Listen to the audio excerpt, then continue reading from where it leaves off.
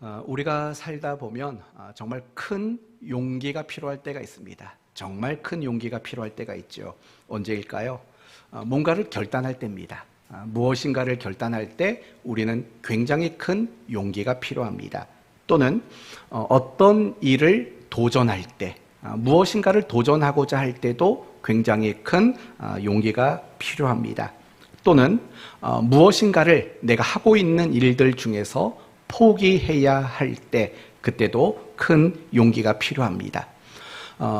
누군가의 부탁에 거절을 말할 때도 굉장히 큰 용기가 필요합니다. 그리고 누군가에게 사랑한다고 말하는 것도 굉장히 큰 용기가 필요합니다. 제가 제 아내에게 사랑한다고 처음 고백했을 때 얼마나 심장이 뛰었는지 모릅니다. 굉장히 큰 용기가 있어야지만 할 수 있는 겁니다. 그런데요, 오 권사님 왜 그렇게 흐뭇하게 웃으세요?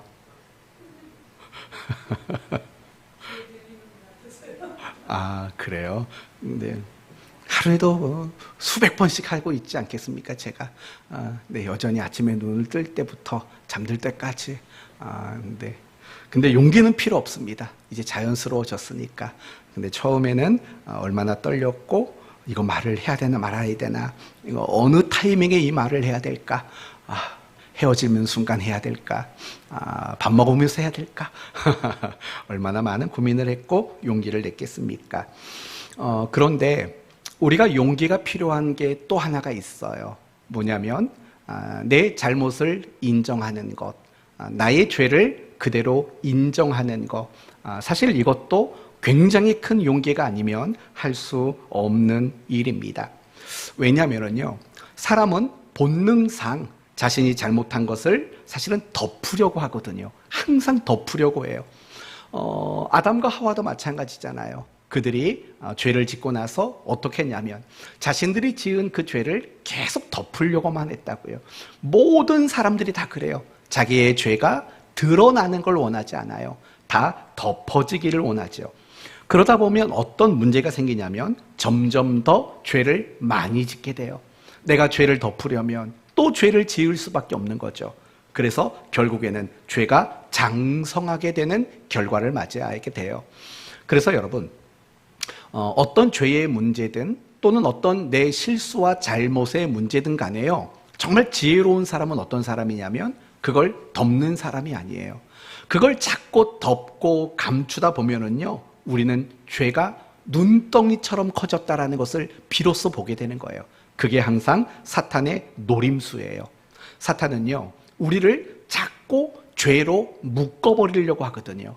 그렇기 때문에 우리는 정말 어떤 잘못 앞에 내가 그것을 인정할 수 있는 용기가 정말 필요하다는 사실을 우리는 기억해야 돼요. 그래서 자신의 잘못을 인정할 줄 아는 사람, 그런 사람이 정말 용기 있는 사람인 겁니다. 오늘 본문을 보면은요, 베드로의 설교를 듣고 자신의 잘못을 인정했던 용기 있는 3,000명의 이야기를 우리에게 소개하고 있습니다. 그러므로 오늘 말씀을 통해서는 두 가지를 여러분에게 나눌 겁니다. 첫 번째는 내 죄를 인정할 수 있는 사람이 되자라는 거고, 두 번째는 그 죄의 문제만이 아니라 모든 면에서도 내가 인정할 수 있는 사람이 되어야 된다라는 두 가지 측면으로 오늘 말씀을 설명하려고 합니다. 오늘 본문은 베드로의 설교를 들은 사람 중에서 3,000명이 회개하고 세례를 받았다라는 이야기입니다. 37절부터 이제 시작해 봅시다. 37절 보시면 그들이 이 말을 듣고 마음에 찔려라고 말을 합니다. 마음에 찔림을 받았답니다. 이 표현을 제가 원문 성경으로 찾아봤더니 실질적인 고통이라는 뜻으로 쓰여지고 있더라고요. 그냥 마음의 찔림은 그냥 지나가는 어떤 지적인 고통이 아니라 정말 그 마음이 너무 힘들고 그 마음에 너무 큰 고통이 있었을 때 이 표현을 쓴다고 합니다. 그들은 마음에 큰 고통을 느꼈다는 겁니다. 사실은 이게 얼마나 큰 은혜인가를 우리는 꼭 생각해 봐야 합니다. 왜냐하면요, 아무나 말씀을 듣고 나서 내가 그 말씀 앞에 내 마음에 찔림을 받는 사람들이 흔하지 않거든요. 구약 이스라엘 백성들을 생각해 보십시오. 선지자들이 끊임없이 백성들을 향해 가서 잘못된 것들을 야단치고 책망하지 않습니까? 그런데 선지자들의 그 책망을 들어도 많은 백성들은 조금도 마음의 찔림을 받지 못했습니다. 뿐만 아니라 종교 지도자들도 마찬가지 아닙니까? 세례 요한이 가서 그들의 잘못을 지적했고 예수님도 그들의 잘못들을 꾸중했습니다. 그러나 그들 가운데에서 마음의 찔림을 받은 사람들은 거의 찾아볼 수가 없다는 것을 알 겁니다. 사실 우리도 마찬가지입니다. 우리도 늘 말씀을 듣습니다. 그리고 여러분이 개인적으로 성경을 읽고 묵상하기도 합니다. 그런데 중요한 건 뭐냐? 여러분이 일주일 동안 새벽 예배를 나오고 수요 예배, 주일 예배를 드리면서 과연 나는 말씀을 들으면서 이런 심각한 찔림을 나는 경험하고 있는가를 생각해 보십시오. 여러분이 집에서 성경을 읽을 때, 여러분이 큐티를 할 때 과연 내 마음에 찔림이라는 것들이 느껴지는가를 생각해 보십시오. 사실은 많은 그리스도인들 역시도 마찬가지입니다. 아무리 말씀을 듣고 읽어도 마음의 찔림을 받는 사람들이 그다지 많지 않은 겁니다. 그래서 우리가 하나님의 말씀을 들으면서 마음의 찔림이 찾아온다는 것은요, 굉장한 은총일 수밖에 없어요. 굉장한 하나님의 은혜라고밖에는 말할 수 없는 거예요. 저는 정말 이 말씀, 이 부문을 묵상하면서 마음에 정말 간절해지더라고요. 우리 사랑하는 성도들이 이랬으면 좋겠다. 여러분이 항상 말씀 앞에 설 때마다 그 말씀의 모양이 어떤 모양이든 간에 여러분의 마음에 큰 찔림이 느껴질 수 있는 이런 하나님의 은총이 여러분의 심령을 매일매일 만져주고 여러분의 심령을 날마다 그렇게 바꿔주시는 그런 은혜가 있기를 너무나도 간절히 바랬습니다. 꼭 그런 여러분이 되시기를 바랍니다. 계속해서 보시면 이제 그들은 이렇게 말을 합니다. 마음에 찔려 베드로와 다른 사도들에게 물어 이르되 형제들아 우리가 어찌할꼬? 이제 우리가 어떻게 하면 됩니까? 이제 우리는 뭘 해야 됩니까? 라고 되물었습니다. 그러자 베드로는 두 가지 제안을 합니다. 38절을 보면 첫 번째는 뭘 하랍니까? 회개하라는 겁니다. 그리고 두 번째는 뭘 하랍니까? 세례를 받으라는 겁니다. 회개란 나의 내적인 변화를 말하는 거고 세례란 내 내적인 변화를 외적으로 증거하는 신앙의 행위를 말하는 겁니다. 회개와 세례를 받아야 한다 이야기를 합니다. 이제 그러면서 그 결과 회개하고 세례를 받으면 40절 말씀을 보면 무엇을 주신다고 말합니까? 구원을 받으리라 이렇게 이야기를 합니다. 이 말을 듣고 3,000명은 회개하고 세례를 받게 됩니다. 그리고 나서 42절을 보면 그들이 세례 받은 이후에 어떤 삶을 살았는지를 소개합니다. 42절 그들이 사도의 가르침을 받아 서로 교제하고 떡을 떼며 오로지 기도하기를 힘쓰니라 이렇게 오늘 본문은 소개하고 있습니다. 이제 이 본문의 내용을 가지고 우리가 생각해 봐야 할 것이 있습니다. 첫 번째는 이런 겁니다. 죄는 결코 숨길 수 없다라는 점을 생각해 봐야 합니다.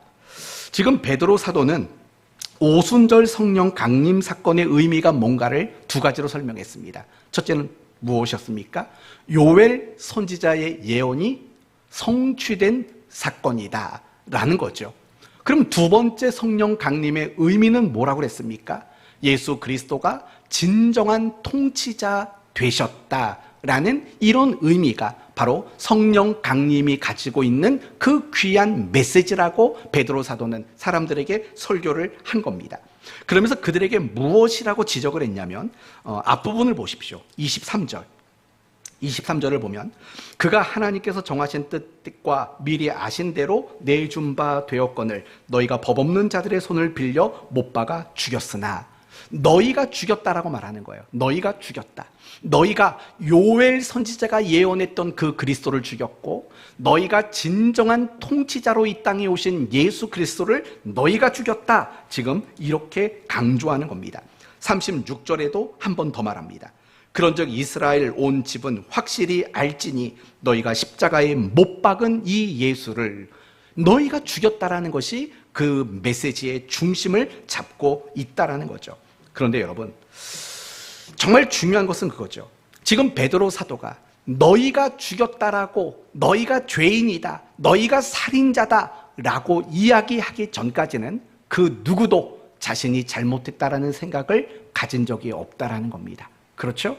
베드로가 이 설교를 하기 전까지는 예수가 죽은 게 자신들과 무슨 상관이 있는가, 나와 상관이 없는 일로 그들은 여긴 거죠. 그러다가 베드로의 설교를 듣다 보니까 결국 예수를 죽인 것은 단지 몇몇 종교 지도자들의 손에 의해 죽인 게 아니라 바로 내가 바로 나에 의해서 예수님이 죽임을 당했다라는 것을 그들이 비로소 깨닫게 되었다라는 겁니다. 그들조차도 자신의 마음속에서 자신이 예수를 죽였다라는 그 죄 지은 사실에 대해서 그들은 깨달지도 못하고 있었다라는 겁니다. 그들도 알지 못했던, 그들 안에 감추어져 있던 그 죄가 베드로의 설교를 통해서 밝히 드러났다라는 겁니다. 여기서 중요한 것은 바로 그겁니다. 그 어떤 죄도 영원히 감출 수는 없다라는 겁니다. 그 어떤 죄도 사람을 잠깐 속일 수는 있지만 하나님까지도 속일 수 있는 죄는 존재하지 않는다라는 사실을 우리는 깨달아야 한다는 겁니다. 아담과 하와를 생각해 보십시오. 그들은 범죄하고 어디에 숨었습니까? 똑딱똑딱. 네, 그들은 동산 숲을 사이에 숨었죠. 그렇게 숨어 있으면 자신들이 잘못한 것들이 감추어질 거라고 그들은 착각했던 거죠. 또 아간 사건을 여러분 아십니까? 하나님은 여리고 성을 주시겠다고 약속하시면서 무엇을 금하셨냐면 그 여리고 성에서는 그 어떤 무엇도 취하지 말라고 말했습니다. 뭘 취하지 말라고 그랬습니까? 전리품을 취하지 말라고 말했습니다. 그 성을 함락한 이후에 그 성에서 그 어떤 물건도 자기 것으로 삼지 말라는 겁니다. 이유는 뭘까요? 왜 전리품을 갖지 말라고 말했을까요? 그 전쟁의 승리는 그들에게 있는 게 아니었기 때문입니다. 하나님의 전적인 은혜로 그 승리가 이루어졌기 때문입니다. 당연한 거죠. 그들이 한 건 아무것도 없습니다. 고작 그들이 한 건 두 가지밖에 없어요. 그저 걷는 일, 그리고 소리를 친 일, 이 두 가지 말고는 그들이 한 일이 없거든요. 그래서 하나님은 이 여리고 성을 정복한 이후에 그 어떤 전리품도 가지지 말라고 그렇게 경고하셨습니다. 그러나 그 이스라엘 백성들 단 한 사람이 그 경고를 무시했습니다. 그게 누구라고요? 그게 바로 아간이라고요. 뭘 숨겼습니까? 이거 딱 골든벨 문제 나오기 좋은 거죠. 뭘 숨겼습니까? 외투 한 벌, 은 200세겔, 그리고 금동이 하나. 이거 얼마나 좋습니까? 퀴즈 하기가. 이걸 감추고 말았습니다. 그런데 이 아간이 그런 죄를 저질렀다는 게 어떻게 드러났습니까? 뭘 뽑았을까요? 그게 문제가 많이 나오죠? 뭘 뽑았을까요? 제비를 뽑았습니다. 그래서 아간이 딱 걸렸습니다. 참 기가 막히지 않습니까? 여러분, 이스라엘 백성들 성인 남자만 몇 명이었냐면 60만 명이 넘었습니다. 그렇죠? 60만 명이 넘었죠. 왜냐하면 그 가나안 땅 입성을 앞두고 그들이 인구 조사를 했을 때 그들이 출애굽했을 당시에 나온 사람들과 거의 비슷한 숫자로 계수가 됐거든요. 그러니까 1세대는 다 죽었고 2세대가 나왔는데 그 2세대의 숫자도 1세대와 똑같았던 거예요. 그러니까 적어도 남자만 60만 명이에요. 그러니까 뭐 어린아이며 여자까지 합치면 적어도 100만, 150만 명 되지 않겠습니까? 그런데 하나님은 찾아냈어요. 그걸 찾아냈다고요. 하나님 앞에서는 아무리 감추려고 해도 그 죄가 결코 감춰지지를 않는 거예요. 다윗의 이야기 속에서 나오지 않습니까? 다윗은 어느 날 신앙이 느슨해졌어요. 신앙의 집중력을 잃어버렸어요. 그래서 뭘 했습니까? 죄를 저질렀죠. 밧세바, 자신의 충신의 아내였던 밧세바에게 악행을 저지릅니다. 그리고 그 밧세바가 임신했다는 사실을 또 깨닫게 보고를 받게 됩니다. 그래서 어떻게 합니까? 죄를 덮으려고 하죠. 어떻게 죄를 덮으려고 했습니까? 우리아를 특별 휴가를 줍니다. 먼저 특별 휴가. 수고 많았어. 이제 집에 가서 아내와 함께 며칠 밤 보내다 와. 여러분, 왜 그런 일을 특별 휴가를 줬겠냐고요. 그 아이가 마치 우리 아이의 아이인 것처럼 그걸 속여 넘어가려고 그런 일을 한 거 아닙니까? 근데 충신 아닙니까? 안 됩니다. 내 부하들이 전쟁터에서 지금 생사의 갈림길을 오락가락하는데 내가 어떻게 내 아내와 먹고 잘 수 있습니까? 안 그런다고요. 이 얘기를 또 들었죠. 다윗이 어떻게 합니까? 전쟁터 맨 앞으로 내보냅니다. 그리고 나머지 군사들을 뒤로 물러나게 만듭니다. 거기서 죽인 겁니다. 지금 여기까지 보면 다윗은 자신이 잘못했던 모든 악행들을 다 덮었다고 생각할 겁니다. 그러다 어느 날 누가 찾아옵니까? 이거 자꾸 퀴즈가 엄청 많이 나오는데요. 나단 선지자가 찾아옵니다. 그리고 어떤 부자의 악행에 대한 비유를 설명합니다. 어떤 마을에 양과 소를 가진 엄청난 부자가 있었다. 그리고 그 마을에는 양 한 마리밖에 없는 가난한 사람이 있었다. 그런데 어느 날 이 부자에게 손님이 찾아왔는데 이 손님에게 극진히 대접하고 싶어가지고 어떻게 했습니까?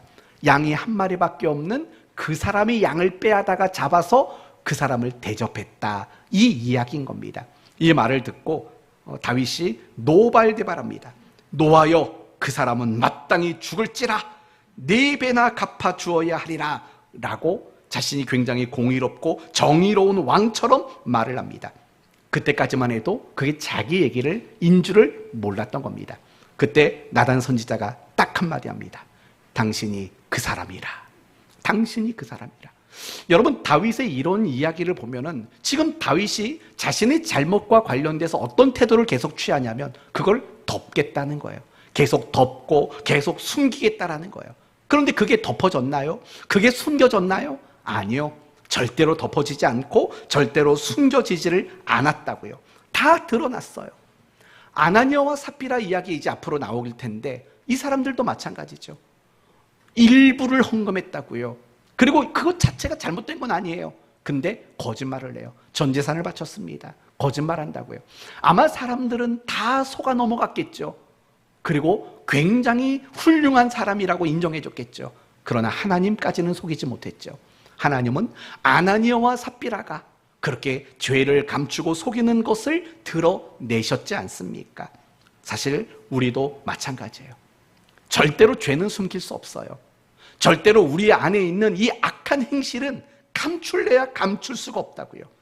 우리가 그리스도인이 되었지만 여전히 우리는 많은 죄를 짓고 있어요. 우리가 큐티하다 보면 오른쪽 페이지에 그 큐티 묵상 간증 내용이 나오지 않습니까?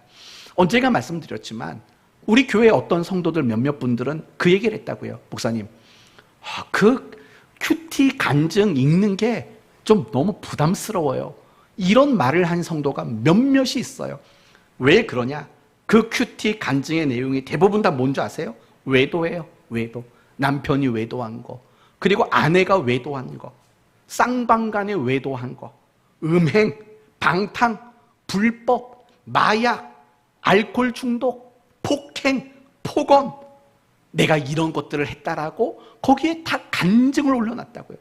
솔직히 저도 그 이야기를 보면서 사실은 부담스러워요. 너무 낯뜨거운 이야기들이 얼마나 많이 있었습니까? 그렇지 않습니까? 그런데 저는 이렇게 한번 되묻고 싶더라고요. 우리 교회 성도들 가운데는 그런 사람 없을까요? 정말 우리 교회 성도들 가운데서 예수 믿고 난 다음에 외도한 사람 없을까요? 음행을 저지른 사람 없을까요? 폭행, 폭언을 저지른 사람 없었을까요? 술에 취해 살아갔던 사람 없을까요? 과연 여러분의 생각은 어떻습니까? 오래전에 우리 교회를 떠났지만 그분들 가운데서 그런 것들이 문제였던 사람도 있었어요. 외도의 문제, 음행의 문제, 알코올의 문제, 폭행의 문제, 폭언의 문제, 이런 것들을 제가 본 그런 성도들이 한둘이 아니라고요. 지금 여러분은 어떻습니까? 혹시 이런 표현은 좀 그렇지만 운 좋게 여러분의 그 죄를 잘 감추고 숨겨가고 있는 건 아닙니까? 그러나 잊지 마셔야 됩니다. 그 죄 절대 숨기지 못할 겁니다. 그 죄 절대로 영원히 감추지 못할 겁니다. 적어도 여러분이 주님 앞에 서는 날, 여러분의 입으로 여러분의 그 모든 더러운 죄악들을 밝히 고백하는 날이 온다는 사실을 잊지 마셔야 합니다. 절대 죄는 숨길 수 없습니다. 절대 죄는 감출 수 없다는 사실을 여러분 잊지 말아야 합니다. 그렇다면 어떻게 하는 게 올바른 모습일까요? 더 이상 감추려고 하면 안 되죠. 감출 수 없으니까. 그리고 감추려고 하면 할수록 더 많은 죄를 지을 수밖에 없으니까 그러면 안 되는 거죠. 그러면 어떻게 해야 됩니까? 회개해야 되죠. 우리가 하나님 앞에 어떤 잘못을 저질렀다면, 내가 죄를 가지게 되었다면 그 죄를 회개하는 일이 가장 올바른 일입니다. 그런데 우리가 회개하는 일이 쉬울까요? 쉽지 않을까요? 여러분, 보통 교회에서 일주일에 2번 이상은 회개기도 하잖아요. 오늘도 그랬잖아요. 예배를 시작하면서 오늘 3일 영원에 지었던 죄를 회개합시다. 그리고 주일날에는 일주일 동안 지었던 죄를 회개합시다 라고 여러분에게 제안을 하고 함께 기도한다고요. 여러분, 회개하자고 하면 회개할 만한 것 좀 떠오르시나요? 그건 생각해 보세요. 여러분은 함께 회개 기도하자고 말했을 때 정말 여러분의 마음에 찔림과 고통과 아픔이 드는 그런 회개들이 과연 여러분은 나오고 있는지를 한번 생각해 보십시오. 오늘 본문에 나오는 이 3,000명을 보십시오. 그들은 마음이 찔렸어요.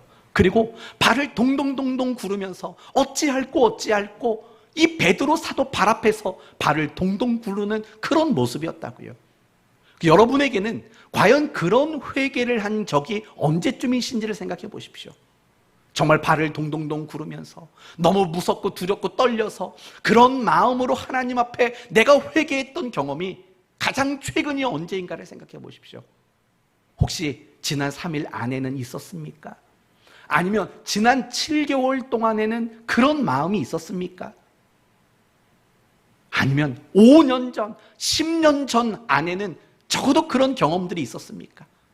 어찌할꼬 마음이 너무 괴롭고 마음이 너무 아파가지고 하나님 앞에 울며 불며 회개했던 그런 시간들이 언제였고 그런 순간들이 얼마나 있었는지를 한번 생각해 보십시오. 만약에요, 내가 마음에 찔리질 않아요. 마음에 고통과 괴로움도 없어요. 그래서 하나님 앞에 그렇게 목 놓아 울며 회개하는 삶이 되지 않는다면 과연 그 이유는 뭘까요? 혹시 윤동주 시인처럼 하늘을 우러러 한 점 부끄러움 없이 여러분 사셨기 때문일까요? 아니면 마음에 찔림이 생길 만한 그런 일을 만든 적이 없기 때문일까요? 아니면 회개할 만한 죄를 지은 적이 없기 때문일까요? 그렇지 않지 않습니까? 우리는 날마다 죄를 짓습니다. 그리고 말씀을 들으면 늘 찔릴 수밖에 없는 삶을 살고 있고 날마다 눈물로 회개할 수밖에 없는 삶을 우리는 살아가고 있습니다. 그런데도 불구하고 마음이 찔리지 않고 참다운 회개가 터져나오지 않는 이유는 과연 뭘까요? 그 이유를 여러분에게 간단하게 3가지로 설명을 드리겠습니다. 첫째, 죄가 뭔지 모르기 때문입니다. 죄가 뭔지 모르기 때문이에요. 여러분에게 만약에 자녀들이, 손주들이 이렇게 물어보면 뭐라고 대답하시겠어요? 어머니라고는 안 그러겠죠. 엄마, 아빠, 할머니, 할아버지, 죄가 뭐예요? 물어보신다면 뭐라고 대답하시겠습니까? 뭐라고 대답하시겠어요?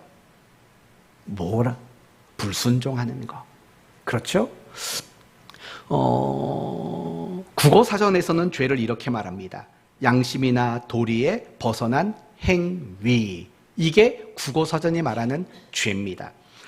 여러분이 지금까지 신앙생활을 하면서 배웠던 죄의 정의는 대부분 이런 겁니다.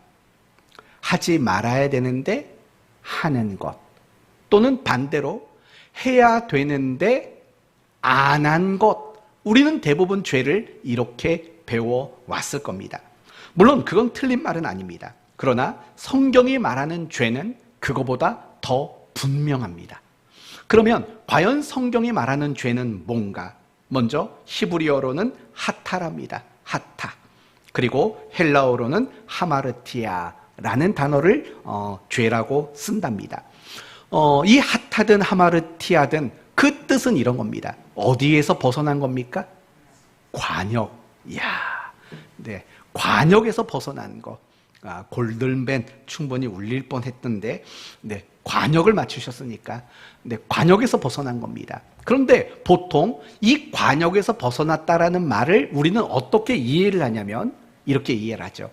하나님 뜻에서 벗어났다, 또는 하나님의 뜻에서 벗어났다. 그게 바로 죄다라고 우리는 생각을 합니다. 이것도 훌륭한 정의입니다. 그러나 성경이 말하는 죄는 그것보다 더 분명합니다. 뭐라고 말하는 거냐면 성경이 말하는 죄는 하나님과 상관없이 사는 게 성경이 말하는 죄인 것입니다. 여러분, 관역과 화살은요, 서로 밀접한 연관이 있는 거예요. 그렇죠? 이 두 가지가 서로 상관없어지면 아무런 의미가 없어지는 거죠. 바로 그게 성경이 말하는 죄예요. 하나님과 상관없이 살아가는 것. 하나님의 인도하심과 상관없고, 하나님의 간섭과 상관없이 살아가고, 하나님의 다스림과 상관없이 살아가고, 하나님 그분 자체와 상관없이 살아가는 것. 이걸 사사기식대로 말하면 자기 소견에 옳은 대로 살아가는 것, 자기 의지대로, 자기 생각대로 그렇게 살아가는 것이 죄인 거죠. 이걸 찬송가로 말하면 죄란 이겁니다. 주 없이 살 수 없네라는 고백에서 벗어나 살아가는 모든 것이 바로 죄인 겁니다. 국어사전이 말하는 죄도 행위입니다. 그리고 우리가 지금까지 배워왔던 죄의 내용도 결국은 행위인 거죠. 할 것을 안 하고 하지 말 것을 하는 것, 그걸 죄라고 생각하는 거죠. 그러나 우리가 아무것도 하지 않아도 죄를 지을 수 있다는 사실을 알고 계십니까? 어떤 생각도, 어떤 결정도 우리가 하나님과 상관없이 결정하고 하나님과 상관없이 생각한다면 사실은 그게 죄라는 거예요. 그런데 우리는 죄가 뭔지를 몰라요. 그러니까 목사님이 매 주일마다 우리 한 주간을 생각하면서 회개합시다 라고 말하면 내가 뭐 잘못했지? 내가 어떤 행동 잘못한 게 있지? 해보니까 별로 없어요. 그렇게 그다지 잘못한 게 없어요. 왜요? 맨날 집에만 있으니까. 그러니까 우리가 고작 하는 회개는 그거죠. 자식한테 화를 냈어요. 뭐 내가 회개할 게 정말 그거밖에 없나요? 자식한테 버럭버럭 화내는 거? 그거 말고는 없겠냐고요. 늦잠 잤어요. 핸드폰 많이 했어요. 이거 말고는 내가 회개할 게 떠오르질 않는다고요. 왜 그러냐? 죄가 무엇인지 그 정의를 모르는 거죠. 죄는 하나님과 상관없이 사는 거예요. 생각하는 거나 말하는 거나 뭔가를 결정하고 선택하는 거나 어떤 계획을 세우는 거나 하나님과 상관없이 행하는 모든 것들이 다 죄인 거예요. 그런 관점에서 보면은요, 우리는 얼마나 죄 가운데 살아가는지 깨달을 수 있게 되는 거죠. 그게 깨달아져야 우리는 회개할 수 있게 되는 것 아니겠습니까? 두 번째는요, 우리는 항상 죄를 정당화하는 거예요. 그래서 회개를 못하는 거예요. 예를 들면 아담은 뭐라고 말했어요? 하나님이 주신 여자 때문에 그랬어요 라고 죄에 대한 정당성을 말한다고요. 그러면 하와는 뭐라고 말했냐고요? 저 뱀이 나를 꼬셨어요 라고 그렇게 자신이 죄 지은 거에 대한 정당성을 말하죠. 사울 왕이 진멸하라고 그랬죠. 어느 민족을요? 아말렉을 진멸하라고 했죠. 근데 살려뒀어요. 제가 이 문제를 내려고 했었어요. 왜 살려줬을까요? 백성들이 싫다고 하니까, 백성들 때문에 살려봤다라고 사울 왕이 이야기합니다. 떠오르세요? 안 떠오르세요?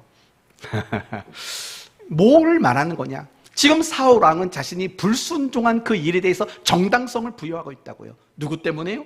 백성들 때문이라고 정당성을 부여하고 있다라는 거예요. 그러나 정당하지 않아요. 어떤 잘못, 어떤 죄도 정당성을 부여할 수 없어요. 이유가 뭔지 아세요? 우리에게는 자유의지가 있어요.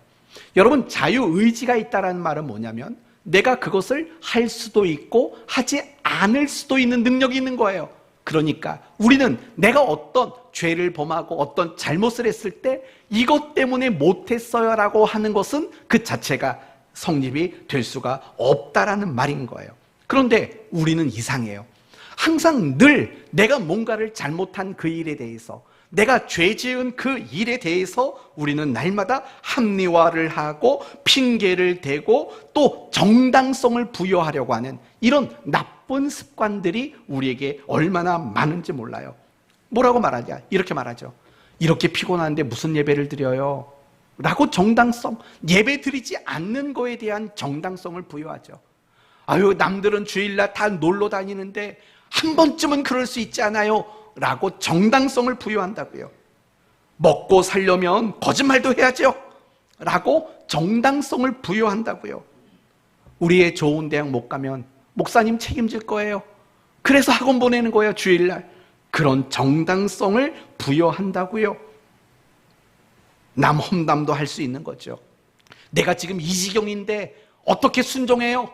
라는 정당성을 부여하려고 하는 그런 잘못된 습관들이 우리에게 얼마나 많은지 몰라요. 내가 이런데, 내가 이런 처진데 어떻게 내가 그걸 해요? 라는 식으로 우리는 늘 정당성을 부여하려고 한다고요.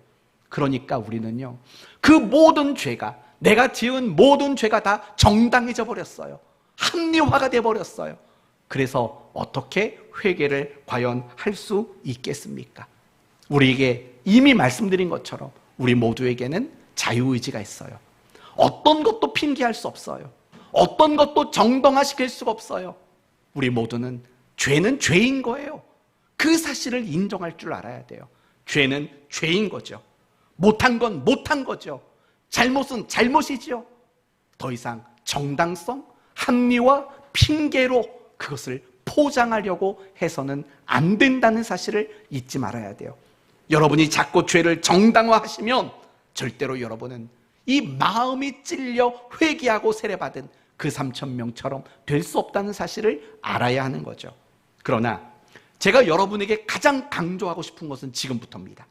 왜 우리는 회개하지 못할까? 바로 그 이유는 죄를 인정하지 않기 때문에 그렇습니다. 죄를 인정하지를 않는 거예요. 오늘 본문의 3,000명이 마음이 찔렸고 회개할 수 있었던 이유가 뭡니까? 사실은 그 사람들이 예수를 직접 죽인 적 없잖아요. 여러분, 이 3,000명이 몰려가서 예수님 잡아다가 죽였나요? 아니잖아요. 어쩌면 이 3,000명은 그렇게 예수님이 죽는 그 사건 속에 어떻게 밀접한 연관이 되지 않는 사람들일 수도 있어요. 그런데 그들은 인정한다고요. 맞아요. 내가 죽였어요. 맞아요. 내가 살인자예요. 내가 그리스도를 죽였어요. 라고 그들은 그 모든 죄를 다 인정했다라는 거예요. 우리는요, 회개하지 못하는 이유는 죄라는 것을 내 스스로가 인정하지 않기 때문인 거예요. 구약 이스라엘 백성들을 보세요. 선지자들이 그들에게 가서 우상 숭배의 죄를 지적했다고요. 그런데 그들은 회개하지 않았어요. 왜냐? 나는 죄가 없다는 거예요. 그 말이나 되는 소리예요? 우상 숭배를 해서 그것을 지적했는데도 불구하고 그들은 죄가 없다고 생각해요. 이유가 뭔지 아세요? 하나님을 버리지 않았기 때문이에요. 아니, 내가 하나님을 버린 적이 없는데 왜 우리의 신앙을 가지고 자꾸 이렇다 저렇다 말하냐? 크게 그 결과인 거죠. 인정하지 않는 거죠, 죄를. 이스라엘 백성들이 모두가 그랬고 신약의 종교 지도자들 역시 마찬가지예요. 우리도 마찬가지인 거예요. 우리가 회개할 게 생각나지 않는 건 간단해요. 내가 죄를 인정하지 않는 거예요. 내 안의 부패성, 내가 가지고 있는 그 죄의 적나라한 실체를 스스로 인정하지 않는 거예요. 그래서 회개가 되지 않을 수밖에 없어요. 여러분 언제 병원 가세요? 내가 아프다고 인정이 되면 그때에 가서 비로소 병원을 가는 거 아닙니까? 제가 2주 이상 치통 때문에 엄청 고생을 했어요. 왼쪽 위에 치아가 그렇게 아프더니 한 열흘 정도 되니까 좀 나아지더니 갑자기 오른쪽 어금니가 또 아파지는 거예요. 거의 15일에서 20일 동안 엄청 아팠어요. 제가 왜 병원에 가는 줄 아십니까? 이러다 큰일 나겠다 라는 인정이 생기니까 제가 스스로 병원을 갔습니다. 치과를 갔습니다. 저는 웬만하면 안 가거든요. 그냥 견디고 많은 체질인데 하도 아프니까 큰일 나겠다 싶어서 틀니 껴야겠다 싶어가지고 간 거 아니겠습니까? 그러니까 다 마찬가지인 거예요. 내가 정말 회개하는 사람이 되려면 내가 정말 인정해야 돼요. 근데 형식적인 인정을 말하는 게 아니에요. 진짜 마음속 그 깊은 곳에서부터 우리는 인정해야 돼요. 여러분, 죄인 맞으세요? 인정 안 되죠? 인정이 되세요? 여러분, 오늘 하루도 죄를 지었다는 사실을 정말 인정하세요? 인정이 안 되시면 절대로 회개할 방법이 없는 거예요. 우리가 하나님 앞에 마음의 찔림을 받고 정말 회개하는 자가 되기 위해서는 다른 게 필요한 게 아니에요. 정말 내가 그걸 인정해야 돼요. 인정. 이 인정함이 없이는 절대로 우리 모두가 회개하는 사람이 될 수 없어요. 제가 이 3,000명이 회개했다는 것을 묵상하면서 참 얼마나 마음이 은혜로웠는지 몰라요. 그러면서 내 안에 우리 성도들에게 정말 물어보고 싶었던 게 있었어요. 우리가 왜 그렇게 회개하지 못할까? 우리는 왜 그 3,000명처럼 어찌할꼬 왜 이 자리로 우리는 나가지 못할까? 그러면서 묵상해서 얻었던 답이 결국 이거였어요. 우리는 사실 인정하지 않아요. 내가 그렇게 죄인이라는 거. 우리는 기도할 때 그런 기도는 하죠. 하나님, 나는 죄인 중에 괴수입니다. 어디서 들은 건 있잖아요. 어디서 들은 건 있으니까 나도 그렇게 기도해요. 나는 죄인 중에 괴수입니다. 근데 사실은요, 인정하지 않고도 그 구절을 써먹고 있다고요. 나는 정말 내가 죄인이라는 거 뼈저리 인정하면 하나님 앞에 그렇게 콧대가 높을 수 없죠. 하나님 앞에 그렇게 당당할 수가 없는 거죠. 내가 정말 하나님 앞에 죄인이라고 정말 인정한다면 내가 하나님 앞에, 서로 앞에 어떻게 그런 모습이 나타날 수 있겠어요? 우리는 나는 죄인 중에 괴수입니다. 이거는 다 그냥 지식에서 동원되는 어떤 기도의 표현의 방법인 것뿐이지, 내가 정말 죄인이라는 사실을 인정하는 일들이 우리에게는 너무나도 없다라는 거예요. 저는 여러분이 그 기도를 하셨으면 좋겠어요. 하나님, 내가 정말 죄인이라는 것을 인정할 수 있게 해주십시오. 내가 정말 행한 이 행위가 정말 죄라는 것을 내가 뼈저리 인정할 수 있는 그런 마음을 갖게 해달라고 우리는 정말 기도해야 돼요. 저는 그러면서 무슨 생각을 했냐면, 오늘날 이 시대에 가장 중요한 게 뭐냐? 하나님의 말씀이고 저는 설교라고 생각해요. 여러분, 정말 여러분 좋은 설교가 뭐라고 생각합니까? 가끔씩 성도들이 예배 끝나고 나면 저한테 그런 말을 해요. 은혜 받았습니다 라는 말을 해요. 왜 은혜를 받았을까요? 왜 은혜 받았다고 말할까요? 정말 우리가 생각하는 좋은 설교란 뭘까요? 가만히 생각해 보면 저는 이렇게 생각이 들어요. 얼마 전에 후배 목사님이 저한테 그걸 똑같이 물어봤어요. 목사님, 좋은 설교란 뭘까요? 라고 물었어요. 그래서 목사가 생각하는 좋은 설교를 물어보는 거냐, 아니면 성도들이 생각하는 좋은 설교가 뭐냐는 거냐, 뭘 물어보는 거냐 물었어요. 그랬더니 성도가 생각하는 좋은 설교가 뭐예요? 라고 물었더라고요. 그럼 전 이렇게 대답했어요. 성도가 생각하는 좋은 설교란 자기가 듣고 싶은 말 해주는 설교다 라고 대답을 해줬다고요. 가만히 보면은요, 성도들이 정말 은혜 받았다고 생각하고 좋은 설교라고 생각하는 그 것들이 뭔지 아세요? 다 내가 듣고 싶었던 말을 해주는 설교예요. 내가 지금 위로가 받고 싶었어요. 근데 위로의 메시지를 전하면 은혜 받는 거예요. 나는 좀 정신 좀 차려야 돼요. 혼나는 설교를 들어야 돼요. 그래서 혼나는 설교가 들었어요. 그러면 은혜를 받는 거예요. 그러니까 보통 성도들이 생각하는 좋은 설교란 뭐냐? 다 내가 듣고 싶은 설교를 듣는 거, 그게 성도들이 원하는 좋은 설교죠. 그러나 목회자가 생각하는 좋은 설교는 달라요.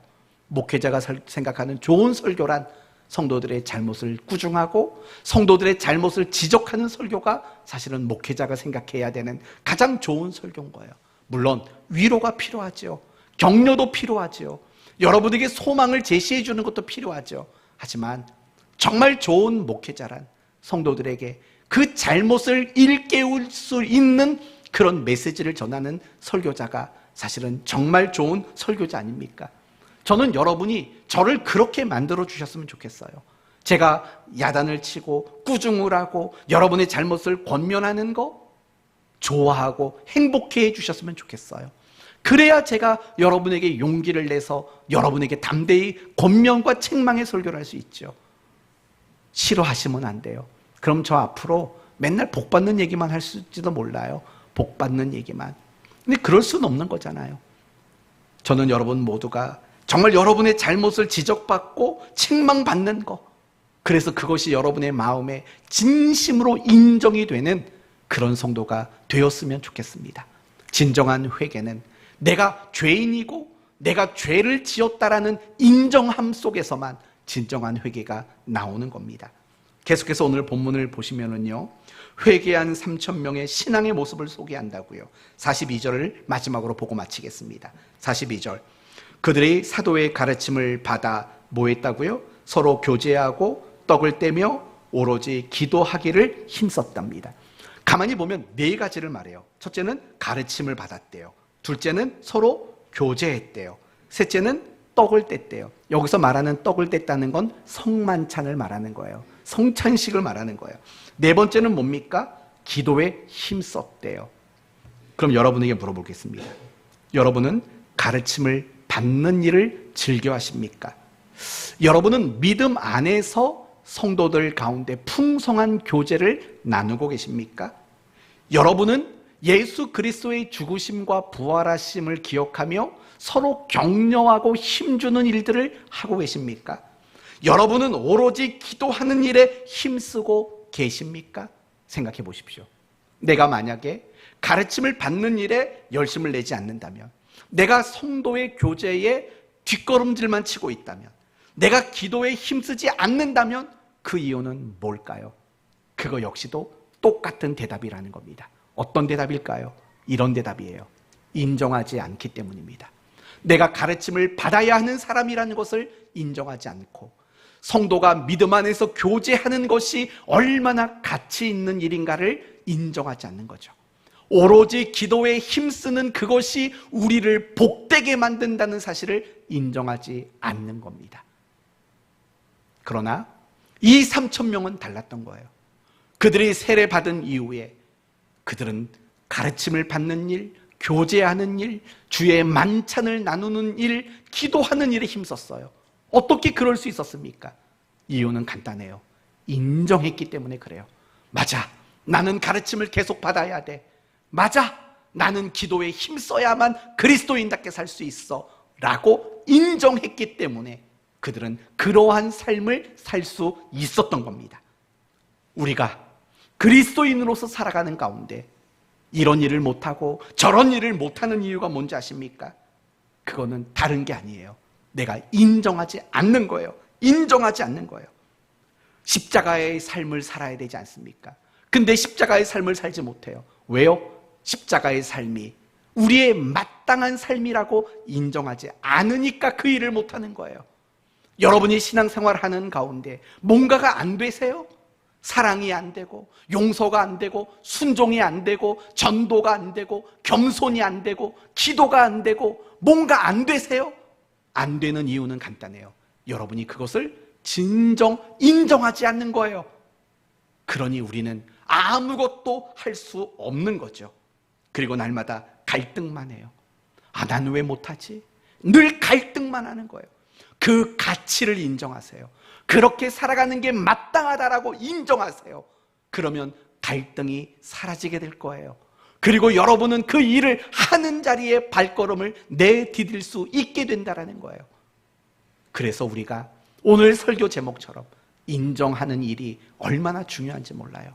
내가 죄인이라는 거, 내가 죄를 짓고 있다라는 거, 나의 이런 모습이 죄라는 걸 인정해야 회개가 되고, 우리의 신앙의 모든 내용들이 내가 인정하지 않는 한 그 신앙의 삶을 살 수 없다라는 사실도 우리는 오늘 배울 수 있었던 겁니다.